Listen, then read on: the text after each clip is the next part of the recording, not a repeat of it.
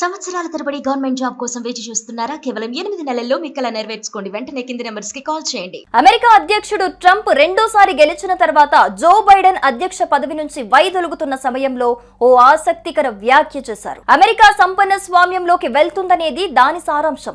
ఏ దేశంలోనైనా సంపన్నుల మాటే చెల్లుబాటు అవుతుందనేది సాధారణమైన విషయమే. కానీ బైడెన్ ఉద్దేశించింది ప్రత్యక్ష స్వామ్యం, అంటే నేరుగా అధికారాన్ని చేపట్టడం అన్నమాట. అప్పుడు బైడెన్ మాటలను ఎవరూ పట్టించుకోలేదు. కానీ ప్రస్తుతం అమెరికాలో జరుగుతున్న అంతర్గత కుమ్ములాటల నేపథ్యంలో ఆ వ్యాఖ్య కొంత ప్రాముఖ్యత సంతరించుకుంటోంది.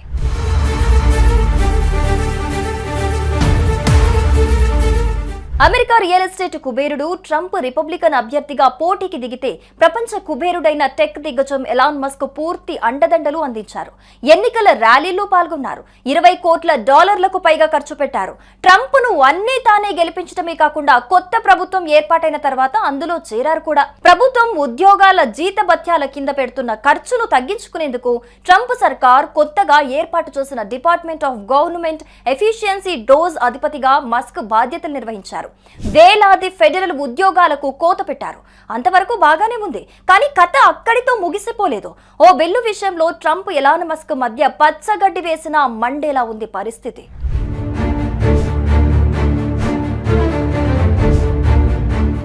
ట్రంప్ ఎలాన్ మస్క్ల అపూర్వమైన స్నేహం బెడిసికొట్టి అమెరికాలోని రాజకీయ దుమారం చెలరేగింది. ట్రంప్ మస్క్ సాంప్రదాయేతర రాజకీయ కలయిక వైరంగా మారిన వైనం ప్రస్తుతం తాజాగా సంచలనం చోటు చేసుకుంది.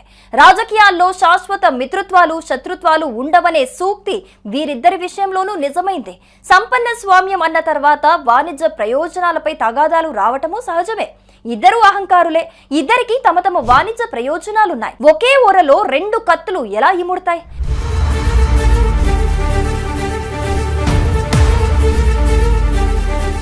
ఎలక్ట్రిక్ వాహనాల సబ్సిడీలకు కోత పెడుతూ ట్రంప్ ప్రవేశపెట్టిన బడ్జెట్ ను మస్క్ ప్రతిఘటించడంతో వీరి మధ్య వైరం మొదలైంది. ట్రంప్ అనాలోచితంగా మస్క్ వ్యాపారాన్ని దెబ్బతీసే ఎత్తుగడలకు పాల్పడ్డారని అనుకోవటానికి వీల్లేదు. టెక్ సామ్రాజ్యాధి అమెరికా అధ్యక్షుడు ట్రంప్ రెండోసారి గెలిచిన తర్వాత జో బైడెన్ అధ్యక్ష పదవి నుంచి వైదొలుగుతున్న సమయంలో ఓ ఆసక్తికర వ్యాఖ్య చేశారు. అమెరికా సంపన్న స్వామ్యంలోకి వెళ్తుందనేది దాని సారాంశం. ఏ దేశంలోనైనా సంపన్నుల మాటే చెల్లుబాటు అవుతుందనేది సాధారణమైన విషయమే. కానీ బైడెన్ ఉద్దేశించింది ప్రత్యక్ష స్వామ్యం, అంటే నేరుగా అధికారాన్ని చేపట్టడం అన్నమాట. అప్పుడు బైడెన్ మాటలను ఎవరూ పట్టించుకోలేదు. కానీ ప్రస్తుతం అమెరికాలో జరుగుతున్న అంతర్గత కుమ్ములాటల నేపథ్యంలో ఆ వ్యాఖ్య కొంత ప్రాముఖ్యత సంతరించుకుంటోంది.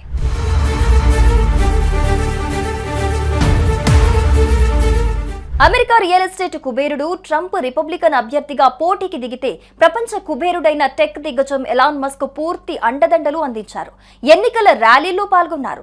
$20 కోట్ల పైగా ఖర్చు పెట్టారు. ట్రంప్ ను అన్నీ తానే గెలిపించడమే కాకుండా కొత్త ప్రభుత్వం ఏర్పాటైన తర్వాత అందులో చేరారు కూడా. ప్రభుత్వం ఉద్యోగాల జీతభత్యాల కింద పెడుతున్న ఖర్చును తగ్గించుకునేందుకు ట్రంప్ సర్కార్ కొత్తగా ఏర్పాటు చేసిన Department of Government Efficiency DOGE అధిపతిగా మస్క్ బాధ్యతలు నిర్వహించారు. వేలాది ఫెడరల్ ఉద్యోగాలకు కోత పెట్టారు. అంతవరకు బాగానే ఉంది. కానీ కథ అక్కడితో ముగిసిపోలేదు. ఓ బిల్లు విషయంలో ట్రంప్ ఎలాన్ మస్క్ మధ్య పచ్చగడ్డి వేసిన మండేలా ఉంది పరిస్థితి.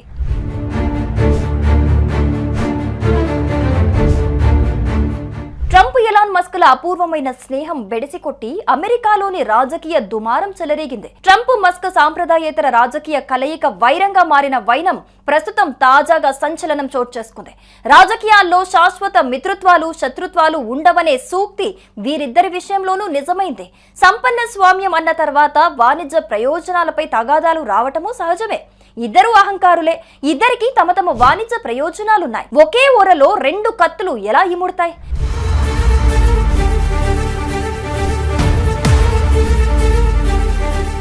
ఎలక్ట్రిక్ వాహనాల సబ్సిడీలకు కోత పెడుతూ ట్రంప్ ప్రవేశపెట్టిన బడ్జెట్ ను మస్క్ ప్రతిఘటించడంతో వీరి మధ్య వైరం మొదలైంది. ట్రంప్ అనాలోచితంగా మస్క్ వ్యాపారాన్ని దెబ్బతీసే ఎత్తుగడలకు పాల్పడ్డారు. అమెరికా అధ్యక్షుడు ట్రంప్ రెండోసారి గెలిచిన తర్వాత జో బైడెన్ అధ్యక్ష పదవి నుంచి వైదొలుగుతున్న సమయంలో ఓ ఆసక్తికర వ్యాఖ్య చేశారు. అమెరికా సంపన్న స్వామ్యంలోకి వెళ్తుందనేది దాని సారాంశం. ఏ దేశంలోనైనా సంపన్నుల మాటే చెల్లుబాటు అవుతుందనేది సాధారణమైన విషయమే. కానీ బైడెన్ ఉద్దేశించింది అనేది ప్రత్యక్ష స్వామ్యం, అంటే నేరుగా అధికారాన్ని చేపట్టడం అన్నమాట. అప్పుడు బైడెన్ మాటలను ఎవరూ పట్టించుకోలేదు. కానీ ప్రస్తుతం అమెరికాలో జరుగుతున్న అంతర్గత కుమ్ములాటల నేపథ్యంలో ఆ వ్యాఖ్య కొంత ప్రాముఖ్యత సంతరించుకుంటోంది.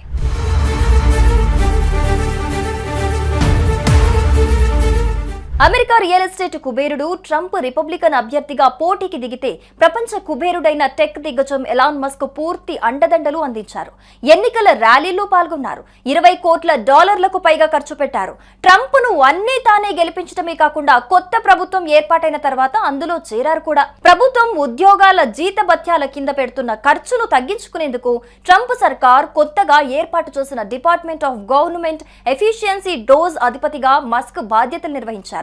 వేలాది ఫెడరల్ ఉద్యోగాలకు కోత పెట్టారు. అంతవరకు బాగానే ఉంది. కానీ కథ అక్కడితో ముగిసిపోలేదు. ఓ బిల్లు విషయంలో ట్రంప్ ఎలాన్ మస్క్ మధ్య పచ్చగడ్డి వేసినా మండేలా ఉంది పరిస్థితి.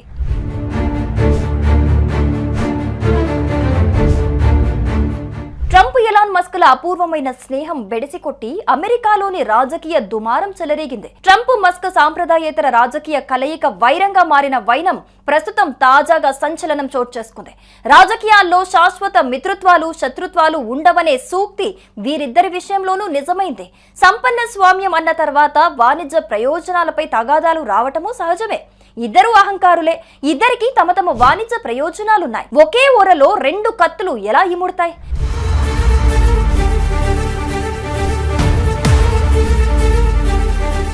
ఎలక్ట్రిక్ వాహనాల సబ్సిడీలకు కోత పెడుతూ ట్రంప్ ప్రవేశపెట్టిన బడ్జెట్ ను మస్క్ ప్రతిఘటించడంతో వీరి మధ్య వైరం మొదలైంది. ట్రంప్ అనాలోచితంగా మస్క్ వ్యాపారాన్ని దెబ్బతీసే ఎత్తుగడలకు పాల్పడ్డారని అనుకోవటానికి వీల్లేదు. టెక్ సామ్రాజ్యాధినేత అయిన మస్క్ రాజకీయాలను శాసించే స్థాయికి రావటం చిన్న విషయమేమీ కాదు. అతడి ప్రభావాన్ని తగ్గించేందుకు ట్రంప్ ఎత్తులు వేస్తున్నట్టు పైకి తెలుస్తూనే ఉంది. పొమ్మనలేక పొగబెట్టినట్టుగా మస్క్ వ్యాపార మూలాలపై ట్రంప్ తనదైన శైలిలో నేరుగా దాడి చేయడంతో కథ అడ్డం తిరిగింది. దాంతో డోస్ కు మస్క్ గుడ్ బై చెప్పి ట్రంప్ పై ఎదురు దాడికి దిగారు. ట్రంప్ పరిపాలన సామర్థ్యంపై విమర్శలు ఎక్కుపెట్టడమే కాకుండా ఆయనను అభిశంసించాలన్నారు. అమెరికాకు కొత్త పార్టీ అవసరమనే దాకాపోయారు.